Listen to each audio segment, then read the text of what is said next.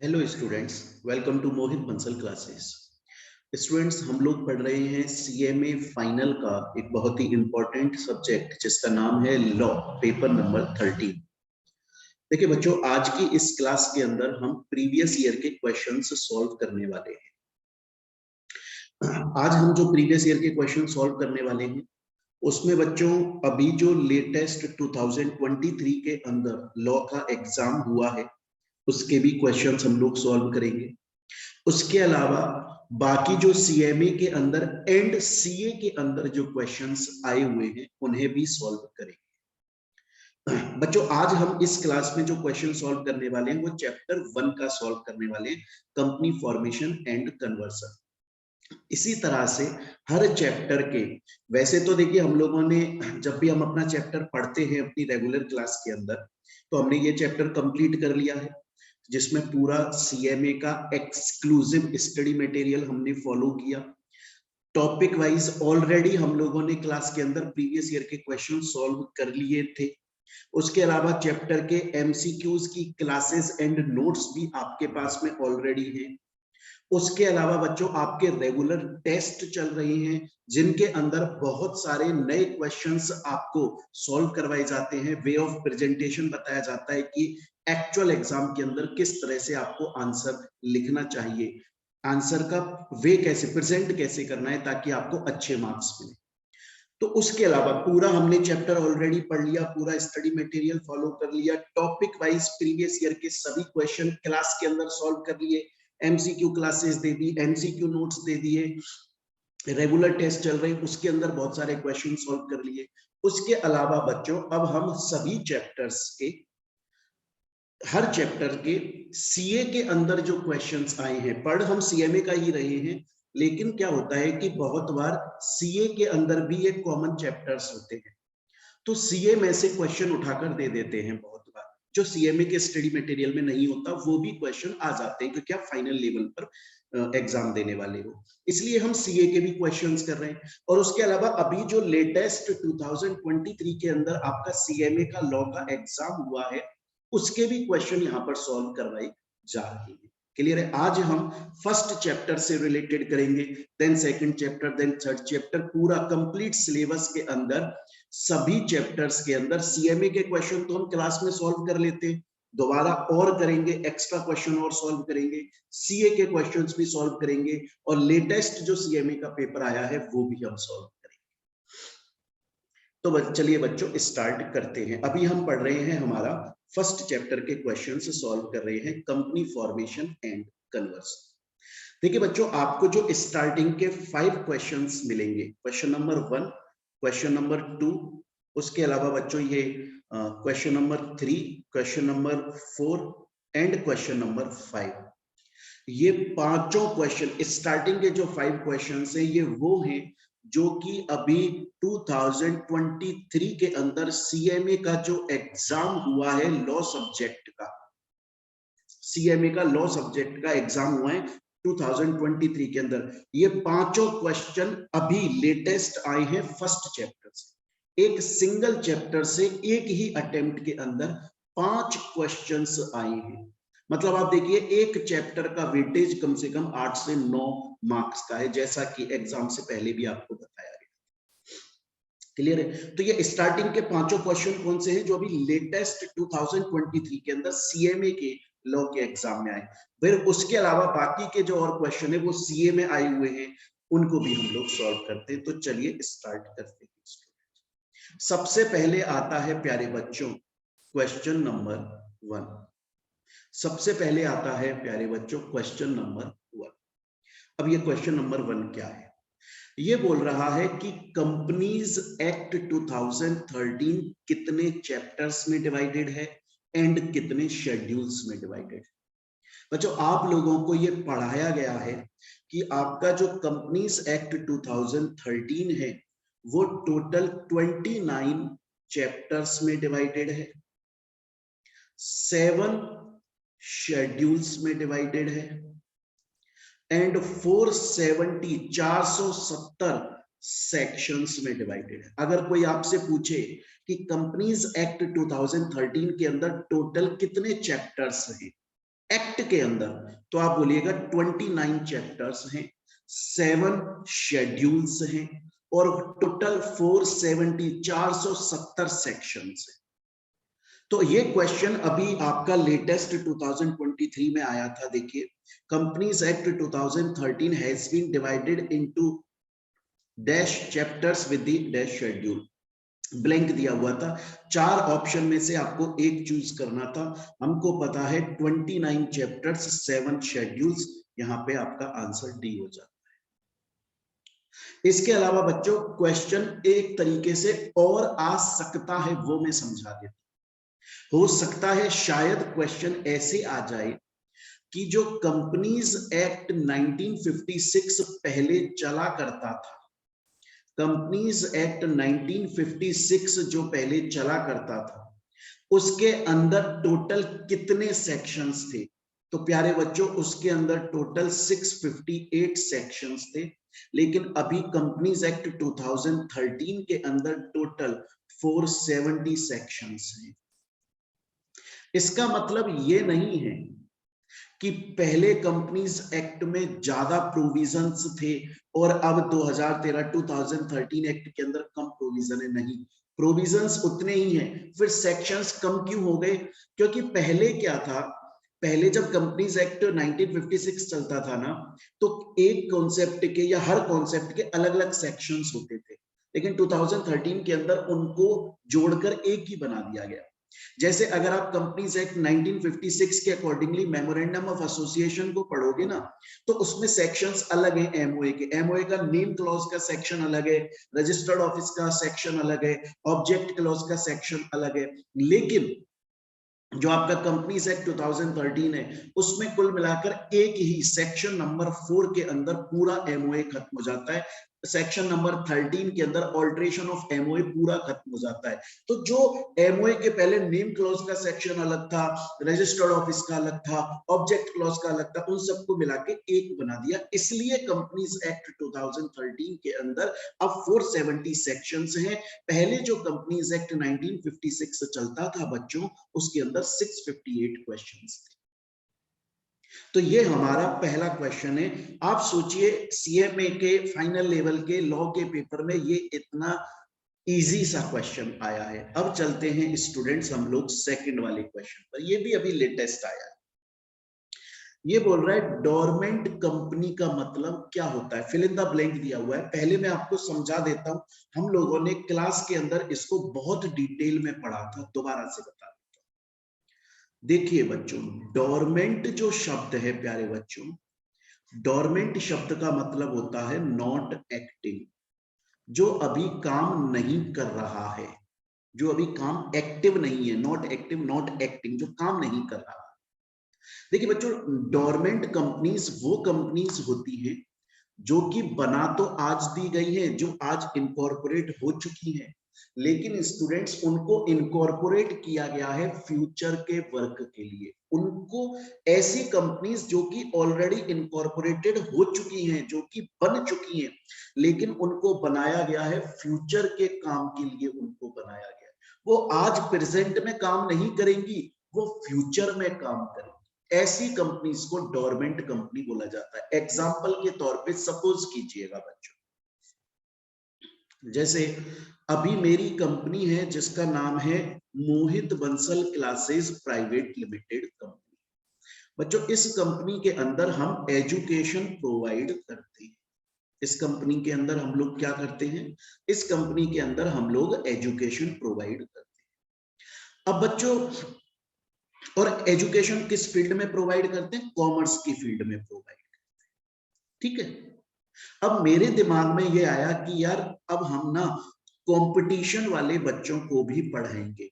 वो बच्चे जो यूपीएससी की तैयारी कर रहे हैं, या एसएससी की तैयारी कर रहे हैं, या बैंक की तैयारी कर रहे हैं, या एसआई सब इंस्पेक्टर की तैयारी कर रहे हैं, वो जितने भी कंपटीशन के एग्जाम से, हम उनको भी पढ़ाना स्टार्ट करेंगे। ऐसा मेरे माइंड में आया और मैंने सोचा कि यार जब मैं कंपटीशन वाले स्टूडेंट्स को भी पढ़ाना स्टार्ट करेंगे ना, तो उसके लिए मैं अलग से एक कंपनी खोलूंगा जिसका नाम रखूंगा Mohit Bansal classes competition private limited, ऐसे करके एक अलग से कंपनी ओपन करूंगा। मेरे दिमाग में ये ऑलरेडी पहले से है कि मैं 2030 मतलब फ्यूचर में पढ़ाना स्टार्ट करूंगा कंपटीशन वाले बच्चों को, इस वाली कंपनी के नाम पे पढ़ाना स्टार्ट। पर मैंने क्या किया, मैंने अभी इस कंपनी को इनकॉर्पोरेट कर लिया, मैंने अभी इस कंपनी को इनकॉर्पोरेट कर लिया। ये कंपनी आज इनकॉर्पोरेट हो गई है, Mohit Bansal classes competition private limited company आज इनकॉर्पोरेट हो गई है। लेकिन किस लिए इसको इनकॉर्पोरेट किया गया है? उस काम के लिए जो कि फ्यूचर में किया जाएगा, तब तक के लिए ये कंपनी एक्टिव नहीं रही, तब तक के लिए ये कंपनी एक्टिव नहीं रहेगी, ये कंपनी डोरमेंट रहेगी। डोरमेंट कंपनी वो कंपनी होती है जो कि भले से आज इनकॉर्पोरेट हो चुकी है, लेकिन उसको इनकॉर्पोरेट किया गया है फ्यूचर के काम के लिए। वो कंपनी फ्यूचर में इस काम करना स्टार्ट करेगी, अभी उसके अंदर कोई भी ट्रांजैक्शन, अकाउंटिंग ट्रांजैक्शन नहीं किया जा रहा है, क्योंकि फ्यूचर में वो कंपनी काम करना स्टार्ट। और एक चीज बता दूं बच्चों, आप अगर कोई कंपनी आज इनकॉर्पोरेट कर देते हो तो उसको अगले 5 साल तक के लिए डोरमेंट रख सकते हो, उसके बाद में आपको उसे एक्टिव करना पड़ेगा, अदरवाइज आरओसी उसे स्ट्राइक ऑफ, उसे खत्म कर देगी। हालांकि मैंने एग्जांपल में आपको 2030 बोल दिया, जो कि अभी 5 साल से बाद में, वो समझाने के लिए बोला है। याद रखिएगा, अगर आज कोई भी कंपनी इनकॉर्पोरेट करी जाती है डोरमेंट की तरह, मतलब वो फ्यूचर में काम करेगी, तो 5 साल तक के लिए आप उसे डोरमेंट रख सकते हो। 5 साल के अंदर अंदर आपको उसमें काम स्टार्ट करना पड़ेगा। अगर 5 साल पूरे हो गए, वो 5 साल तक डोरमेंट रह ली, 5 साल तक उसके अंदर कोई काम नहीं किया, तो फिर नेक्स्ट 6th ईयर जब स्टार्ट होगा, आरओसी उसे स्ट्राइक ऑफ कर देगा, बंद कर देगा। क्लियर है बच्चों? और एक और चीज बताता हूं बच्चों, डोरमेंट कंपनी आईपीआर के लिए भी बनाई जाती है। आईपीआर, आई का मतलब होता है स्टूडेंट्स इंटेलेक्चुअल, पी का मतलब होता है बच्चों प्रॉपर्टी, और आर का मतलब होता है प्यारे बच्चों राइट्स।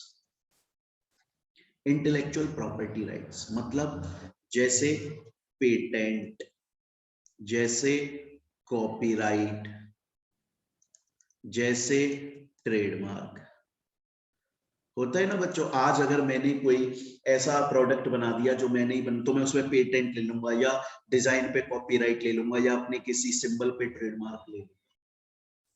अब जैसे सपोज कीजिए कि मैंने आपको बताया मेरी कंपनी है जिसका नाम है Mohit Bansal classes private limited company, इसमें ऑलरेडी बहुत काम चल रहे हैं बच्चों, बहुत काम। इसमें हम एजुकेशन भी दे रहे हैं स्टूडेंट्स को, इसमें हम बुक्स भी पब्लिश कर रहे हैं बच्चों के लिए, सब काम हो रहा है इसमें। अब क्या है ना बच्चों, मैंने काफी सारी बुक्स ऑलरेडी खुद की लिखी हुई है, खुद ने अपनी बुक्स पब्लिश की हुई है, और उसके ऊपर मैंने लिया है कॉपीराइट। जब मुझे कॉपीराइट लेना था ना, तब मैंने सोचा, जब मुझे कॉपीराइट लेना होता है तब मैंने सोचा कि यार अगर मैं इसी कंपनी के नाम पे कॉपीराइट ले लूंगा तो ये कंपनी तो बहुत बर्डन में आ जाएगी, इसमें ट्रांजैक्शंस बहुत ज्यादा हो जाएंगे, इसमें हम पढ़ा भी रहे हैं, इसमें हम बुक्स भी पब्लिश कर रहे हैं, इसमें और भी बहुत सारे काम हो रहे हैं। तो अगर इसी के अंदर बच्चों, सेम इसी चीज के अंदर अगर मैं कॉपीराइट भी ले लूंगा, आईपीआर भी ले लूंगा, तो फिर उस केस में तो मामला खराब ही हो जाएगा। तो मैंने सोचा कि यार मैं जितने भी आईपीआर होंगे ना, उनके लिए मैं एक अलग से कंपनी बना देता हूं। तो मैंने एक अलग से कंपनी ओपन कर दी, Mohit Bansal classes IPR private limited. ये कंपनी अभी कुछ भी काम नहीं कर रही है, ये कंपनी कब करेगी? जब मैं फ्यूचर में कोई आईपीआर लूंगा अपने नाम पे, मतलब कोई आईपीआर में लेना चाहूंगा तो इस कंपनी के नाम पे रजिस्टर करवा दूं। तो बच्चों, डोरमेंट कंपनी वो कंपनी होती है जो आज इनकॉर्पोरेट हो गई है, लेकिन आज काम नहीं कर रही है, आज उसमें कोई ट्रांजैक्शन नहीं हो रहा है, फ्यूचर में ट्रांजैक्शन होगा। जब आपको क्लास, रेगुलर क्लासेस में पढ़ाया था, जब ये चैप्टर पढ़ाया, उसमें बहुत सारे आपको एग्जांपल्स से समझाया था। अब देखो बच्चे, ये क्वेश्चन आया हुआ है, सिंपल सा question, dormant company means a company which is formed for, blank छोड़ा हुआ है, and has not been carrying on any, फिर ब्लैंक छोड़ा है। अब ऑप्शंस देख कि डोरमेंट कंपनी वो कंपनी है जो कि बनाई गई है किस लिए, पास्ट प्रोजेक्ट, ना जी। प्रेजेंट प्रोजेक्ट, ना जी। फोर्थ वाले पे आ जाओ, प्रेजेंट प्रोजेक्ट, ना जी। साफ साफ क्लियरली पता चल रहा है इसका answer future project, answer C है। सीएमए के अंदर फाइनल के अंदर ये क्वेश्चंस आए हुए हैं, लेटेस्ट क्वेश्चंस है जो अभी आए हैं, इजीएस्ट क्वेश्चंस है। बस बच्चा पता है क्या होता है, स्टूडेंट ना जल्दी से उसको पढ़ता है, पूरी तरह पढ़ता नहीं है, थोड़ा सा पढ़ता है और टेंशन में आ जाता है, या फिर बच्चे को क्या है रट के जाते हैं। ज्यादातर स्टूडेंट्स मैंने देखा है, उनको बुकिश लैंग्वेज अगर उसमें नहीं मिली एग्जाम में तो वो पागल हो जाते हैं। अरे भाई कॉन्सेप्ट क्लियर होनी चाहिए आपकी। नेक्स्ट आ जाता है बच्चों थर्ड क्वेश्चन। इस थर्ड क्वेश्चन के अंदर देखिए, मैंने आप लोगों को जब हमने रेगुलर क्लास पढ़ा था उसके अंदर भी हम लोगों ने पढ़ा था कि मैंने आपको बताया था टाइप्स ऑफ कंपनी, कितने टाइप की कंपनी होती है, अलग अलग बेसिस पर हमने टाइप्स ऑफ कंपनी पढ़ा था। उसमें एक बेसिस पढ़ा था on the basis of membership, membership के बेसिस पे कितनी टाइप की कंपनीज होती है, 3, private, public, one person company. मैंने आपको बोला था one person company section 2 subsection 62 के अंदर आता है। अगर इंडिया के अंदर कोई भी person one person company incorporate करना चाहता है तो सिर्फ और सिर्फ वही पर्सन इंडिया में ओपीसी इनकॉर्पोरेट कर सकता है जो कि इंडिया का सिटीजन एंड रेजिडेंट है, दोनों होना चाहिए। इंडिया का सिटीजन भी होना चाहिए, इंडिया का रेजिडेंट भी होना चाहिए, दोनों। अगर कोई पर्सन जो कि सिर्फ इंडिया का सिटीजन है पर रेजिडेंट नहीं है, ओपीसी इंडिया में नहीं बना सकता। अगर कोई पर्सन जो कि इंडिया का रेजिडेंट है पर सिटीजन नहीं है, इंडिया में ओपीसी नहीं बना सकता। सिर्फ और सिर्फ वही पर्सन इंडिया में वन पर्सन कंपनी इनकॉर्पोरेट कर सकता है जो कि इंडिया का सिटीजन भी है और रेजिडेंट भी है। क्लास में पढ़ा था हमने, देखो ये यहां पर मैंने लिखा हुआ है, थर्ड पॉइंट देखो, only Indian citizen and resident can incorporate OPC in India. इसके अलावा मैंने एक चीज और बताई थी, जब भी कोई person one person company incorporate करता है, जब भी कोई person one person company incorporate करता है तो बच्चों उस पर्सन को अपना एक लीगल नॉमिनी जरूर से अपॉइंट करना होता है। सपोज कीजिए आज मैंने कोई वन पर्सन कंपनी इनकॉर्पोरेट करी, कल को अगर मुझे कुछ हो गया तो मेरी तो कंपनी बंद होने पर आ जाएगी।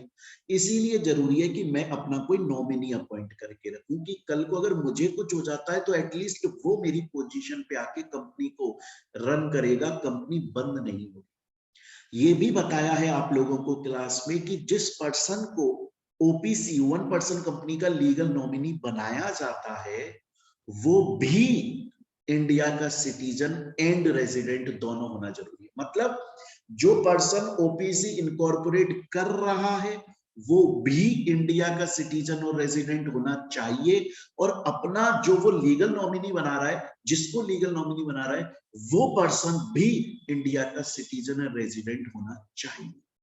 अब क्वेश्चन पढ़िए जो आपके सीएमए के एग्जाम में आए। देखिए ये बोल रहा है only a natural person who is and shall be eligible to incorporate a one person company। साफ साफ पता है Indian citizen and resident of India, answer C है इसका।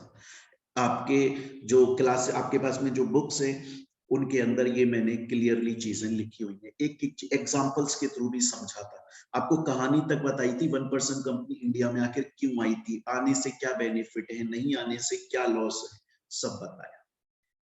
नेक्स्ट चलते हैं। मैं फिर से बोल रहा हूं, शुरू के जो 5 क्वेश्चन हम पढ़ रहे हैं वो लेटेस्ट 23 वाले एग्जाम के अंदर आए हुए, एक ही चैप्टर से कम 8 से 9 नंबर का आया है, और ये आपको एग्जाम से पहले बताया था, ये चैप्टर बहुत इंपॉर्टेंट है।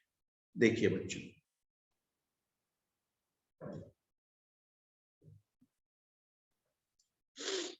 नेक्स्ट क्वेश्चन बोल रहा है क्वेश्चन नंबर 4।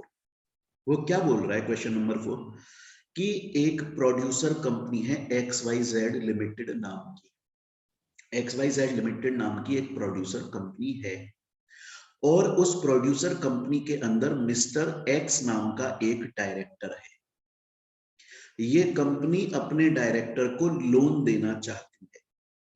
आपसे पूछा गया है कि अगर एक प्रोड्यूसर कंपनी अपने डायरेक्टर को लोन दे रही है तो उसे किन किन चीजों का ध्यान रखना चाहिए या क्या क्या प्रोविजंस आते हैं। ये बच्चों जब आपको क्लास में प्रोड्यूसर कंपनी वाला पार्ट पढ़ाया था तब मैंने आपको ये बोला था कि कोई भी प्रोड्यूसर कंपनी अपने मेंबर को या डायरेक्टर को लोन दे सकती है, कोई प्रॉब्लम नहीं है, लेकिन टाइम पर रीपेमेंट करना पड़ेगा। कोई भी प्रोड्यूसर कंपनी अपने मेंबर या डायरेक्टर को लोन दे सकती है, लेकिन टाइम पर रीपेमेंट करना पड़ेगा। याद कीजिए, जब आपको प्रोड्यूसर कंपनी क्लास में पढ़ाया गया था प्यारे बच्चों, तो आपको मैंने 3 प्रीवियस ईयर के क्वेश्चन सॉल्व करवाए थे साथ में प्रोड्यूसर कंपनी के अंदर टॉपिक से रिलेटेड। उसमें एक क्वेश्चन हमने ये पढ़ा था कि वो कौन कौन सी सिचुएशंस होती हैं जहां पर प्रोड्यूसर कंपनी के डायरेक्टर को वैकेट किया जा सकता है, हटाया जा सकता है। उसमें एक ये भी प्रोविजन पढ़ाया था मैंने, अगर प्रोड्यूसर कंपनी के डायरेक्टर ने अपनी प्रोड्यूसर कंपनी से लोन लिया हुआ है और अगर उस लोन के रीपेमेंट में वो डिफॉल्ट कर देता है और अगर वो डिफॉल्ट 90 दिन तक चल जाता है तो उसको रिमूव कर दिया जाएगा। मतलब सपोज कीजिए कि XYZ लिमिटेड ये जो कंपनी है प्रोड्यूसर कंपनी, ये मिस्टर एक्स डायरेक्टर को लोन दे देती है, और सपोज कीजिए लोन मैच्योर हो जाता है, मतलब वो टाइम आ जाता है जिसमें पेमेंट करना है, लेकिन लोन मैच्योर हो गया लेकिन मिस्टर एक्स ने रीपेमेंट नहीं किया, तो 90 डेज तक तो इनको बोला जाता है कि रीपेमेंट कर दो, रीपेमेंट कर दो। मतलब डिफॉल्ट तो इन्होंने कर दी, जिस दिन लोन मैच्योर हो गया, जिस दिन इनको रीपेमेंट कर देना चाहिए था, इन्होंने नहीं करा। वहां से 90 दिन तक इनको बस बोला जाता है कि रीपेमेंट कर दो। अगर 90 डेज तक ये डिफॉल्ट कंटिन्यू रहा, मतलब 90 दिन तक इन्होंने रीपेमेंट नहीं किया, तो अब इनको रिमूव कर दिया जाएगा कंपनी से, इनका ऑफिस वैकेट हो जाएगा। 2 मार्क का ये क्वेश्चन लेटेस्ट CMA एग्जाम में आया है, ये आपको लिख के आना था आंसर। नेक्स्ट चलते हैं 5th क्वेश्चन में। ये क्वेश्चन भी अभी लेटेस्ट है, ट्रू या फॉल्स आपको बताना है। इससे पहले मैं आपको ये ट्रू फॉल्स का आंसर पूछूं पहले, हालांकि हमने पढ़ा हुआ है गवर्नमेंट कंपनी क्या होती है, फिर दोबारा से बोल देता हूं। देखो बच्चों, सेक्शन 2 सबसेक्शन 45 के अंदर गवर्नमेंट कंपनी के अंदर गवर्नमेंट कंपनी के बारे में बोला हुआ है। क्या बोला है, ध्यान से सुनिए। कोई भी कंपनी, उसको गवर्नमेंट कंपनी मान लिया जाएगा अगर किसी भी कंपनी के मोर देन 50% शेयर्स अगर गवर्नमेंट ने होल्ड किए हुए, तो बहुत ध्यान से सुन लो, किसी भी कंपनी को गवर्नमेंट कंपनी मान लिया जाता है अगर उस कंपनी के मोर देन 50% शेयर्स गवर्नमेंट ने होल्ड किए। ये जरूरी नहीं है कि किसी कंपनी को गवर्नमेंट कंपनी सिर्फ तब माना जाएगा जब उस कंपनी के 100% शेयर्स गवर्नमेंट ने होल्ड किए। बिल्कुल भी ऐसा जरूरी नहीं है, कहीं पर यह जरूरी नहीं है कि एक कंपनी को गवर्नमेंट कंपनी सिर्फ तब माना जाता है जब उसके 100% शेयर्स गवर्नमेंट ने होल्ड किए, मतलब वो पूरी की पूरी कंपनी गवर्नमेंट के थ्रू ओन्ड है, कंट्रोल है। बिल्कुल भी नहीं। अगर किसी कंपनी के मोर देन 50% शेयर्स गवर्नमेंट ने होल्ड की है उसे गवर्नमेंट कंपनी माना जाता है। ये आप लोगों को मैंने क्लास में भी पढ़ाया था, एग्जाम्पल भी मैंने आपको दिए थे। मैंने आपको क्या बोला था, ध्यान से सुनिए। मैंने आपको बोला था पहली सिचुएशन, सपोज कीजिए एक टाटा कंपनी है, एग्जाम्पल के लिए समझा रहा हूं, टाटा कंपनी, और टाटा कंपनी के 55% शेयर्स सेंट्रल गवर्नमेंट ने होल्ड किए हैं। क्या टाटा कंपनी को गवर्नमेंट कंपनी बोला जाएगा? यस बोला जाएगा। दूसरी सिचुएशन, ये वाली पहली वाली भूल जाओ। सपोज कीजिए टाटा कंपनी के 55% शेयर्स सेंट्रल गवर्नमेंट ने नहीं, किसी स्टेट की गवर्नमेंट ने होल्ड किए। क्या उस टाटा कंपनी को गवर्नमेंट कंपनी बोला जाएगा? जी हां बोला जाएगा। तीसरी सिचुएशन, सपोज कीजिए टाटा कंपनी के 30% शेयर्स सेंट्रल गवर्नमेंट ने और 25% शेयर्स स्टेट गवर्नमेंट ने होल्ड किए। अकेली सेंट्रल गवर्नमेंट ने मोर देन 50 होल्ड नहीं करे, अकेली स्टेट गवर्नमेंट ने मोर देन 50 होल्ड नहीं करे, सेंट्रल प्लस स्टेट दोनों ने मिलकर मोर देन 50% शेयर्स होल्ड करे हैं। क्या टाटा कंपनी को गवर्नमेंट कंपनी बोला जाएगा? जी हां बोला जाएगा। फोर्थ सिचुएशन, सपोज कीजिए टाटा कंपनी है और उसके 30% शेयर्स राजस्थान की स्टेट गवर्नमेंट ने और 25% शेयर्स महाराष्ट्र की स्टेट गवर्नमेंट ने, सेंट्रल ने होल्ड ही नहीं करे, और अकेली किसी स्टेट गवर्नमेंट ने मोर देन 50% शेयर्स होल्ड नहीं करे। दो स्टेट की गवर्नमेंट या दो से और जोड़ दो इसमें, सपोज करो कि यहां पर सिर्फ 10% राजस्थान की गवर्नमेंट ने होल्ड करे, पंजाब की गवर्नमेंट, दिल्ली की गवर्नमेंट, फलाने की गवर्नमेंट और स्टेट, बहुत सारे स्टेट्स की गवर्नमेंट ने मिलकर कंपनी के मोर देन 50% शेयर्स होल्ड करे। हाँ जी बोला जाए। मैं आपसे बोल रहा हूं उस कंपनी को गवर्नमेंट कंपनी बोला जाता है जिसके मोर देन 50% शेयर्स गवर्नमेंट ने होल्ड करे, चाहे से सेंट्रल ने, चाहे से स्टेट ने, चाहे से सेंट्रल एंड स्टेट दोनों ने मिलकर, चाहे से स्टेट प्लस स्टेट ने मिलकर। इसके अलावा एक और चीज, इसके अलावा एक और चीज, और ये जो मैं प्रोविजन बताने वाला हूं ना, ये आपके मॉड्यूल में गलत दिया हुआ है, आपके स्कैनर में भी गलत दिया हुआ है, लेकिन अपन एकदम लेटेस्ट सही पढ़ रहे हैं। सपोज कीजिए टाटा कंपनी है, उसके 20% शेयर सेंट्रल गवर्नमेंट ने होल्ड करे, उसके 20% शेयर राजस्थान की स्टेट गवर्नमेंट ने होल्ड करे, उसके 10% शेयर्स महाराष्ट्र की स्टेट गवर्नमेंट ने होल्ड करे। अभी तक तो टाटा कंपनी गवर्नमेंट कंपनी नहीं है क्योंकि टोटल 50% शेयर्स गवर्नमेंट ने होल्ड किए। हम मोर देन 50 की बात कर रहे हैं, 50% से ज्यादा की बात कर रहे हैं। लेकिन सपोज कीजिए LIC ने 5% शेयर्स होल्ड किए हुए हैं टाटा के। LIC कोई गवर्नमेंट नहीं है, गवर्नमेंट ऑर्गेनाइजेशन है, गवर्नमेंट इंस्टीट्यूशन है, तो भी टाटा कंपनी को गवर्नमेंट कंपनी मान लिया जाएगा। क्यों? क्योंकि लिखा हुआ है अगर किसी कंपनी के more than 50% shares central government ने या स्टेट गवर्नमेंट ने या उन्होंने मिल या अकेले अकेले या उन्होंने मिलकर या इवन किसी गवर्नमेंट इंस्टीट्यूशंस के साथ में मिलकर होल्ड किए, सबकी शेयर होल्डिंग काउंट करके चेक किया जाएगा मोर देन 50% शेयर्स। ये सब मैंने आपको एग्जांपल के थ्रू बताया था पीछे, ये वाला जब क्लास में पढ़ाया था ये भी एग्जांपल दिया था। इसके अलावा जब आपको क्लास में ये टॉपिक पढ़ाया गया था प्यारे बच्चों, दो अलग से क्वेश्चन और सॉल्व करवाए थे। पहले आपको मैं ये वाला क्वेश्चन सॉल्व करवा देता हूं जो CME के लेटेस्ट एग्जाम में आए, फिर दो क्वेश्चन जो आए वो भी मैं आपको बता दूंगा, हालांकि वो हमने क्लास में सॉल्व करे हुए। ये बोल रहा है गवर्नमेंट, ट्रू या फॉल्स बताना है, government company is completely owned, managed and controlled by government ministry. False. Not completely. अरे मेरी बात समझ में, उसका रीजन भी पूछा है, रीजन हमने ये लिख दिया। अच्छा अब एक और चीज पूछता हूं बच्चों आपसे, ये सब कुछ क्लास में मैंने ऑलरेडी पढ़ाया हुआ है, सॉल्व कराया हुआ है, पर दोबारा से देख लो एक बार।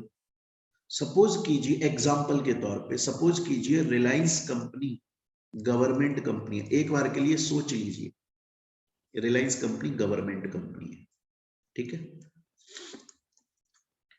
और रिलायंस की एक कोई सब्सिडरी कंपनी, कोई भी सब्सिडरी XYZ कोई भी सब्सिडरी कंपनी है, मतलब रिलायंस ने इसके 65% शेयर होल्ड करे, होली ओन सब्सिडरी नहीं है, होली ओन सब्सिडरी नहीं है, 100% सब्सिडरी नहीं है, नॉर्मल सब्सिडरी कंपनी है XYZ। क्या किसी गवर्नमेंट कंपनी की सब्सिडरी को भी गवर्नमेंट कंपनी माना जाएगा? यस, ये पढ़ाया था, ये देखो। और इसके ऊपर प्रीवियस ईयर में देखो ये क्वेश्चन आए हुए हैं, जब आपको क्लास में ये चैप्टर पढ़ाया था, ये क्वेश्चन जैसे गवर्नमेंट कंपनी टॉपिक आपको पढ़ाया, ये question on the spot solve करवाए थे। इस क्वेश्चन का अंदर आंसर स्कैनर में गलत दिया हुआ है, ये भी मैंने आपको क्लास में बता दिया था कि अपन एकदम सही पढ़ रहे। बच्चों ये अभी तक जो हमने 5 क्वेश्चंस पढ़े, ये लेटेस्ट सीएमए के एग्जाम में आए हुए हैं। अभी एक ही चैप्टर से 5 क्वेश्चन, कितने इजी हैं। अब हम चलते हैं आगे और अब हम वो क्वेश्चंस पढ़ेंगे जो कि आपके सीएमए के स्टडी मटेरियल में नहीं है, लेकिन फिर भी सीएमए के एग्जाम में आए हुए हैं और सीए के एग्जाम में आए हुए। आपको सीए के भी, सीए का पूरा सिलेबस मत पढ़ो, कोई नहीं बोल रहा है उसका सिलेबस पढ़ो, सिलेबस सीएमए का पढ़ना है, वो पहले से इतना ज्यादा है। लेकिन आप जब पढ़ोगे तो ऐसा तो आधा अधूरा नहीं पढ़ोगे ना, पूरा पढ़ोगे। सीएमए का पूरा स्टडी मटेरियल अपन पढ़ते हैं, प्रीवियस ईयर के क्वेश्चन टॉपिक वाइज सॉल्व करते हैं, एमसीक्यू साथ में सॉल्व करते हैं, टेस्ट आपके रेगुलरली चलते हैं चैप्टर वाइज, फिर half syllabus then full syllabus, उसमें अलग से टेस्ट आपको सॉल्व क्वेश्चन सॉल्व करवाए जाते हैं, आंसर राइटिंग प्रैक्टिस करवाई जाती है। उसके अलावा आपको अब सीएमए के अंदर जो स्टडी मटेरियल में नहीं है वो वाले क्वेश्चन भी सॉल्व करवा रहे हैं, सीए के क्वेश्चन भी सॉल्व करवा रहे हैं। बच्चों एक क्वेश्चन आता है और ये क्वेश्चन आया हुआ है, सीए के अंदर भी आया हुआ है और सीएमए में बहुत पहले आया था ये क्वेश्चन कि कॉर्पोरेट आइडेंटिटी नंबर क्या होता है। ये आपने सीएमए इंटर में पढ़ा हुआ है, सीएमए फाइनल के स्टडी मटेरियल में नहीं है, लेकिन हम पूरा बहुत आराम से समझेंगे, प्यार से पढ़िएगा इसको। क्वेश्चन पूछ रहा है शॉर्ट नोट लिखने को कि भैया कॉर्पोरेट आइडेंटिटी नंबर क्या होता है, ये समझा दो। समझिए, CIN, सी का मतलब है कॉर्पोरेट, मतलब कंपनी, आई का मतलब है आइडेंटिटी और एन का मतलब है नंबर। बच्चों ये एक यूनिक नंबर होता है, ये 21 अल्फा न्यूमेरिक डिजिट्स का नंबर होता है। इस नंबर ये टोटल 21 का होता है, जिसमें अल्फाबेट्स भी आते हैं और न्यूमेरिक डिजिट्स भी आती हैं, इसीलिए इसे 21 अल्फा न्यूमेरिक डिजिट्स का नंबर बोला जाता है। जब भी कभी भी कोई भी कंपनी इनकॉर्पोरेट होती है, जब भी कभी भी कोई भी कंपनी बनाई जाती है, जब भी कभी भी कोई भी कंपनी स्टार्ट करी जाती है, जब भी कभी भी कोई भी कंपनी रजिस्टर करवाई जाती है, तब हर कंपनी को उसका एकदम यूनिक 21 अल्फा न्यूमेरिक डिजिट्स का एक नंबर दिया जाता है, जिसे CIN बोला जाता है, कॉर्पोरेट आइडेंटिटी नंबर। दोबारा से बोलता हूं, जब भी कभी भी कोई भी कंपनी इनकॉर्पोरेट होती है, उसको CIN दिया जाता है, कॉर्पोरेट आइडेंटिटी नंबर दिया जाता है, 21 अल्फा न्यूमेरिक डिजिट्स का दिया जाता है। जब कंपनी इनकॉर्पोरेट होती है तब दिया जाता है, जब तक company through out life time, अपने पूरे जीवन काल में जब तक कंपनी रहेगी तब तक के लिए वो CIN रहता है। एक बार इशू होता है, life time of company valid रहता है, हर कंपनी का अलग होता है, 21 अल्फा न्यूमेरिक डिजिट्स का होता है। समझ में आ गई कहानी? स्टूडेंट बोलता है समझ गया सर मैं, लेकिन आपने बोला sir corporate identity number, corporate का मतलब तो कंपनी हो गया, नंबर का मतलब 21 अल्फा न्यूमेरिक डिजिट्स का नंबर हो गया, आइडेंटिटी शब्द का मतलब, अरे भैया ये ऐसा सिंपल सा नंबर नहीं है, ऐसे हल्के में मत लो यार तुम इसको। ये नंबर कंपनी की पूरी आइडेंटिटी बता देगा। देखो अभी हम पढ़ते हैं, बाइफिकेट करते हैं इसको। देखो मैंने आपके लिए एक कंपनी का यहाँ पे CIN लिखा हुआ है, ये आपको दिख रहा होगा। अब हम इसको बाइफिकेट करेंगे। सिर्फ इस 21 अल्फा न्यूमेरिक डिजिट्स के नंबर से कंपनी की पूरी आइडेंटिटी अभी खुल के आपके सामने आ जाए। आज के बाद में जब आप किसी भी कंपनी का CIN देखोगे ना, आप उस कंपनी के बारे में सब कुछ, ऑलमोस्ट बहुत कुछ जान जाओगे। देखो, CIN का जो पहला अल्फाबेट होता है, पहला फर्स्ट,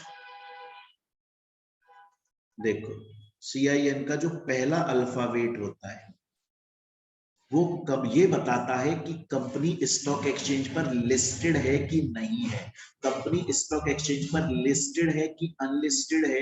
CIN का पहला अल्फाबेट इस बात को बता देता है। अगर किसी भी कंपनी का CIN स्टार्ट हो रहा है L से, समझ जाना वो कंपनी लिस्टेड है।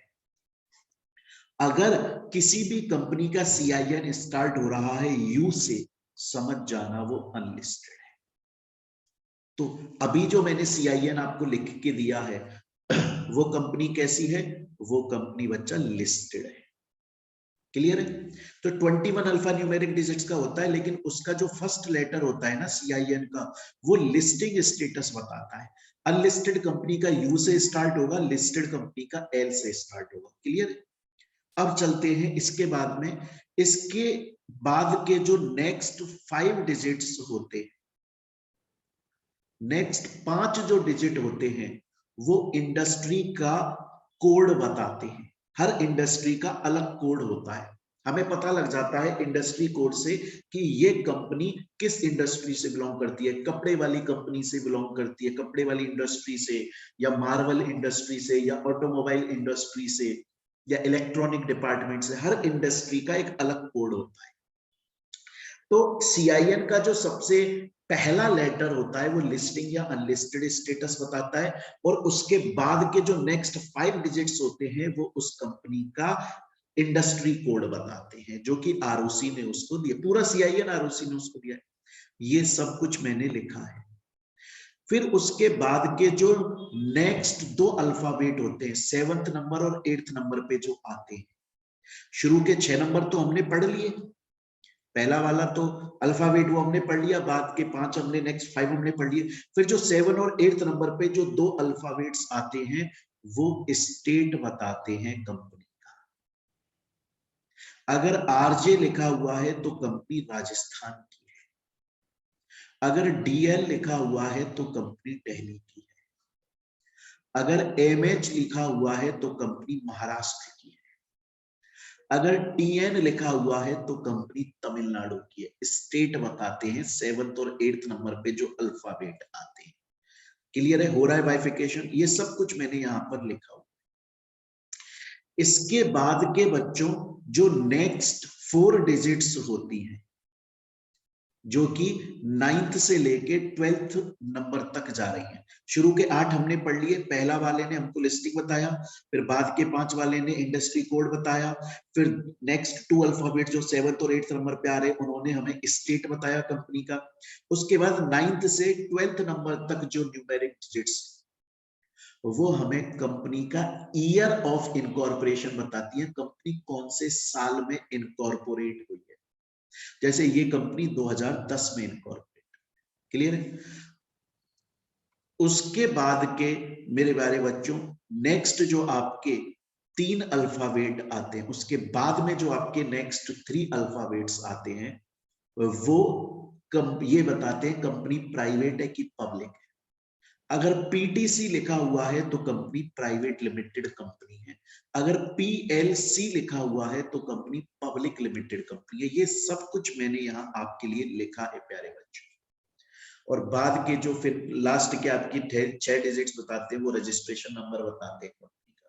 तो आपने देखा ये 21 अल्फा न्यूमेरिक डिजिट्स का जो एक CIN है, उसके थ्रू आपको कंपनी के बारे में सब पता लगा कि वो प्राइवेट है कि पब्लिक है, कब इनकॉर्पोरेट हुई थी, कौन सी स्टेट की है, कौन सी इंडस्ट्री में वो काम करती है, लिस्टेड है कि अनलिस्टेड है। समझ रहे हो इस बात को? तो बच्चों ये क्वेश्चन CA के अंदर आया हुआ है, और CMA में बहुत पहले कभी आया था, लेकिन CME के स्टडी मटेरियल में नहीं मिलेगा, इंटर में मिल जाएगा, फाइनल में नहीं मिलेगा, लेकिन एग्जाम में बिल्कुल आ सकता है। हमने यहाँ पर इसको पढ़ लिया। आगे चलते हैं। नेक्स्ट आ जाता है बच्चों बोर्ड रिपोर्ट के बारे में पूछा गया है। हालांकि बच्चों मैं आपको बता दूं, जब सीएमए फाइनल लॉ आप पढ़ोगे तो आपको चैप्टर नंबर 4 पढ़ने को मिलेगा, जो कि अकाउंट्स एंड ऑडिट है। अकाउंट्स एंड ऑडिट, वहां पर आपको पढ़ने को मिलेगा बोर्ड रिपोर्ट सेक्शन 134। फिर सर उस चैप्टर का आपने इस फर्स्ट चैप्टर में क्यों ले दिया? क्योंकि ये क्वेश्चन कंफ्यूज करने के लिए आया हुआ है। देखिए पहले समझिए, हर कंपनी का जब फाइनेंशियल ईयर एंड हो जाता है, 31 मार्च को फाइनेंशियल ईयर एंड हो जाता है, तो फिर उसके बाद में कंपनी जो ईयर निकल गया 31 मार्च को, वो ईयर खत्म हो गया अप्रैल से 31 मार्च, तो फिर कंपनी क्या करती है, नेक्स्ट फाइनेंशियल ईयर में अप्रैल से नेक्स्ट फाइनेंशियल ईयर स्टार्ट हुआ, जैसे एग्जांपल के तौर पे 2022 2023 स्टार्ट हुआ अप्रैल 2022 में, खत्म हो जाएगा मार्च 2023, और फिर अप्रैल 2023 से और मार्च 2024 तक न्यू फाइनेंशियल ईयर है। तो इस वाले ईयर के अंदर जो ईयर निकल गया उसके लिए एनुअल जनरल मीटिंग की जाती है और देखा जाता है कंपनी ने पूरे साल में क्या काम किए, अच्छे किए कि बुरे किए। कंपनी उस ईयर के लिए एनुअल रिपोर्ट भी बनाती है, इतनी मोटी किताब होती है, एनुअल रिटर्न नहीं, रिपोर्ट हुआ। ये पढ़ोगे आप चैप्टर नंबर 4 में, जब आओगे तब पढ़ोगे, है ना। तो एनुअल रिपोर्ट के अंदर बहुत सारी चीजें आती हैं, कंपनी का P&L, कंपनी का बैलेंस शीट, कंपनी का कैश फ्लो, कंपनी का डायरेक्ट प्रमोटर की रिपोर्ट, कंपनी के प्रोजेक्ट रिपोर्ट, कंपनी के ऑडिटर की रिपोर्ट। उसी तरह से एक बोर्ड ऑफ डायरेक्टर्स की रिपोर्ट होती है, उसमें डायरेक्टर्स बताते हैं कंपनी ने पूरे साल में क्या क्या काम किया, अच्छा किया बुरा किया, कंपनी के जो प्रोमिसेस थे, जो काम उसे करने थे, क्या उस ईयर में कंपनी ने कर दिए कि नहीं कर दिए, कहां कंपनी की गलती रह गई, क्यों गलती रह गई, इस गलती को कैसे सुधारा जाएगा, कब तक सुधार लिया, ये सब कुछ आता है बोर्ड रिपोर्ट के अंदर। कोई भी कंपनी है, चाहे से 1%, चाहे से प्राइवेट, चाहे से पब्लिक, कोई सी भी 1% कंपनी है, उसको ये बोर्ड रिपोर्ट बनाना कंपलसरी होता है। कंपलसरी होता है बच्चों ये बोर्ड रिपोर्ट बनाना उसको, और ये सेक्शन 134 में बनती है। अब क्वेश्चन में ये बोल दिया कि ओपीसी के केस में बोर्ड रिपोर्ट बनाओ, बात तो सेम है, या तो क्वेश्चन कुछ इस तरह से आता कि ओपीसी के केस में बोर्ड रिपोर्ट पे सिग्नेचर कौन करता है, तो बात अलग होती, तो हम इस क्वेश्चन को सिर्फ चैप्टर 4 में पढ़ते। लेकिन कंफ्यूज करने के लिए अगर ये सिंपल क्वेश्चन ये दे देते कि बोर्ड रिपोर्ट क्या है, तो भी यही आंसर होता, क्योंकि बोर्ड रिपोर्ट तो पब्लिक प्राइवेट 1% हर कंपनी को फाइल करना पड़ता है। ये सब कुछ मैंने यहाँ पे लिख दिया इसका, सीए के अंदर आया हुआ क्वेश्चन। अब बच्चों नेक्स्ट जो हम 3-4 क्वेश्चन पढ़ने वाले हैं, वो स्टडी सीएमए के स्टडी मटेरियल में कहीं भी नहीं है, लेकिन एग्जाम में आए हुए, सीएमए के एग्जाम में आए हुए स्टडी मटेरियल में कहीं नहीं मिलेंगे आपको, इवन इंटर के स्टडी मटेरियल में नहीं है, फाइनल के स्टडी मटेरियल में नहीं, फिर भी सीएमए फाइनल में आ जाते हैं ये एग्जाम। पढ़ो, ये बोल रहा है कि ऐसी कंपनी है ना, ऐसा पब्लिक सेक्टर जो कि किसी पर्टिकुलर मिनिस्टर ऑफ डिपार्टमेंट के कंट्रोल में रहता है, ऐसे पब्लिक सेक्टर को क्या बोला जाता है बच्चे? Departmental undertaking. देखिए बहुत सारे डिपार्टमेंट्स, मिनिस्ट्रीज होती हैं, finance ministry, home ministry, defence ministry, उनका जो मिनिस्टर होता है ना, उनके फुल्ली कंट्रोल के अंदर बहुत सारे पब्लिक सेक्टर होते हैं, उनको एक नाम अगर दिया जाए तो डिपार्टमेंटल अंडरटेकिंग बोला जाता है। क्लियर है? उसी तरह से नेक्स्ट क्वेश्चन पूछ रहा है कि वो कौन सी कंपनीज हैं जिनके शेयर होल्डर प्राइवेट लोग भी बन सकते हैं। प्राइवेट लोग का मतलब है नॉन गवर्नमेंट लोग, तो गवर्नमेंट कंपनी। अभी अभी बोला था ना, गवर्नमेंट कंपनी वो होती है जिसके शेयर्स मोर देन 50% गवर्नमेंट ने होल्ड किए, मतलब थोड़े बहुत शेयर्स तो प्राइवेट लोग भी होल्ड कर सकते हैं। क्लियर? इसके बाद में नेक्स्ट क्वेश्चन देखिए, ये कहीं भी नहीं मिलेगा स्टडी मटेरियल में, लेकिन आया हुआ है एग्जाम।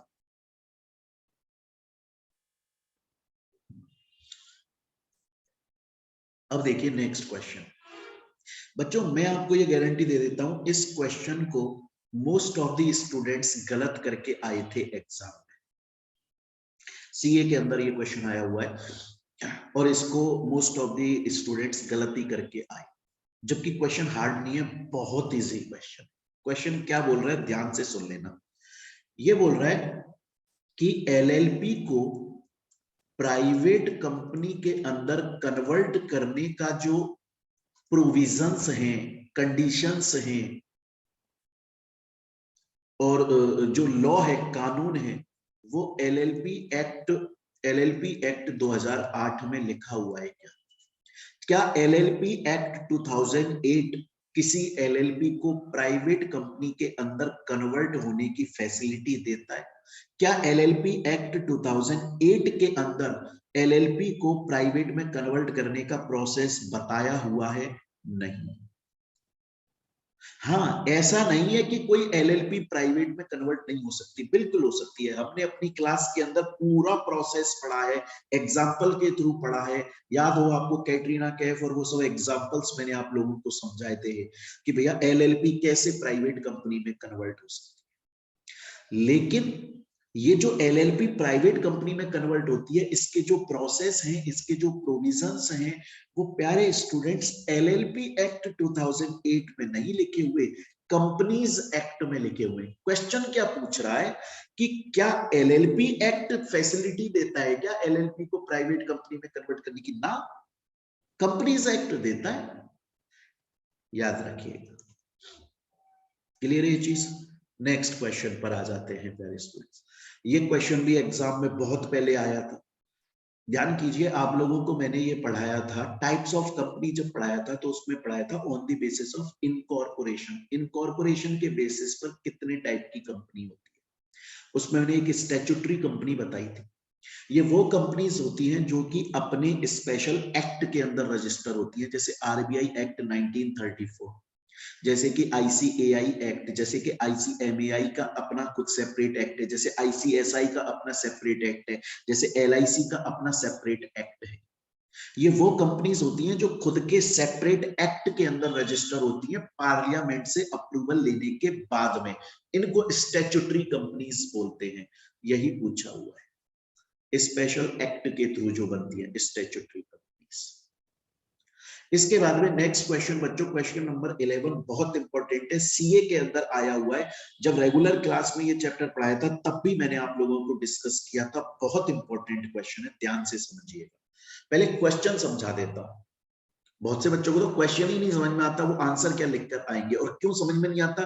पढ़ते नहीं है वो उस क्वेश्चन को सही तरह से एग्जाम में। देखो,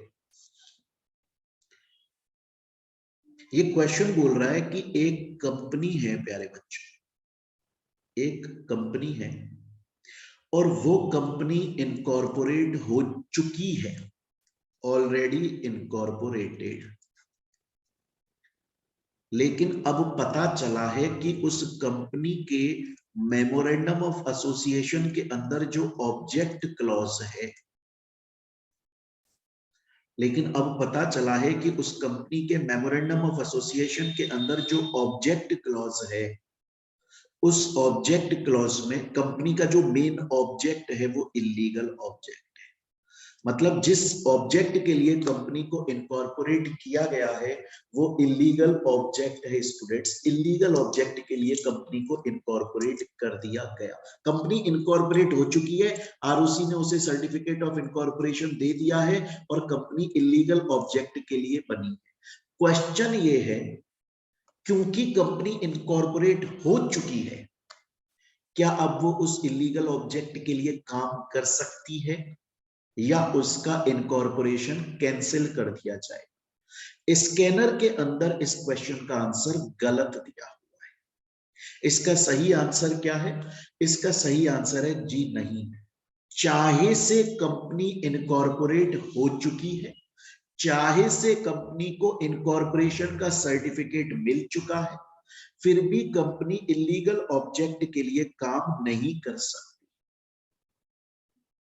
अब आप बोलोगे कि सर ये तो आरओसी की गलती है। मैं, क्योंकि अगर ऐसा है तो आरओसी, भाई कंपनी जब इनकॉर्पोरेट होती है तो आरओसी को पहले डॉक्यूमेंट सबमिट करती है कंपनी।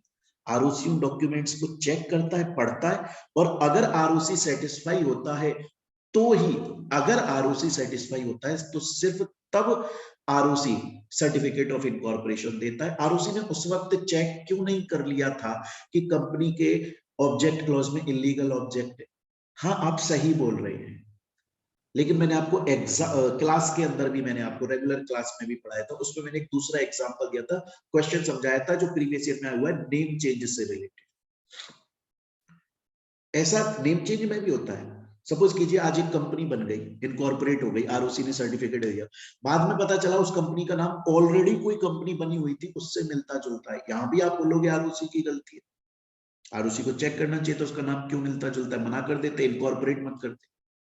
अरे भैया आरओसी भी तो एक डिपार्टमेंट है ना, उसमें भी तो ह्यूमंस काम करते हैं, उनसे चलो चेकिंग में गलती हो गई, दिन में उनके पास में हजारों फाइलें आती हैं कंपनी बनाने के लिए, उसमें से कोई एक आध बाई चांस उन्होंने गलती से इनकॉर्पोरेट कर दी, इसका मतलब ये थोड़ी है कि आपको इलीगल ऑब्जेक्ट के लिए परमिशन मिल गई, अब आप रोड पे मर्डर करते हुए डोलोगे क्या? आपने अपने एक कंपनी इसलिए इनकॉर्पोरेट करी जिसका काम है कि वो कॉन्ट्रैक्ट लेके लोगों का मर्डर करेगी।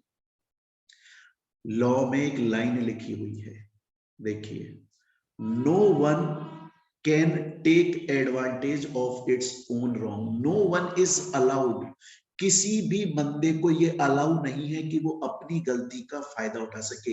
ये गलती कंपनी की है, कंपनी से कैसे गलती हो गई?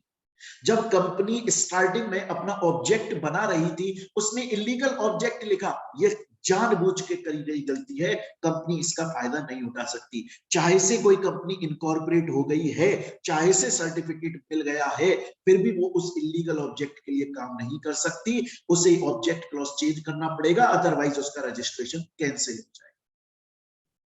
ये आपके स्टडी मटेरियल में कहीं भी नहीं है, लेकिन एग्जाम में आ चुका है ये क्वेश्चन, तो आपको सॉल्व करना पड़ेगा। नेक्स्ट आगे चलते हैं। नेक्स्ट ये बोल रहा है कंपनीज एक्ट 2013 को कौन कौन सी अथॉरिटी एडमिनिस्टर करती है? तो भैया ये बड़ा सिंपल है, ministry of corporate affairs and ROC, simple सा आंसर है। बच्चे फिर भी कंफ्यूज हो जाते हैं, कभी वो लेकर आ जाते हैं कि भैया सेबी है, कभी स्टॉक एक्सचेंज, कभी फेमा, नहीं, MCA, ministry of corporate affairs and registrar of companies. Next question आ जाता है, क्या एक प्रोड्यूसर कंपनी को भी इंटरनल ऑडिट करवाना जरूरी है जैसे बाकी कंपनीज को करवाना पड़ता है? जी हाँ, करवाना पड़ेगा। उसके अलावा नेक्स्ट बात आ जाती है, क्या एक प्रोड्यूसर कंपनी बाकी सभी कंपनीज की तरह अपना आर्टिकल ऑफ एसोसिएशन ऑल्टर कर सकती है? जी कर सकती है, प्रोड्यूसर कंपनी भी बाकी और कंपनीज की तरह अपना आर्टिकल ऑफ एसोसिएशन ऑल्टर कर सकती है। कैसे? बहुत सिंपल है, सुन लो।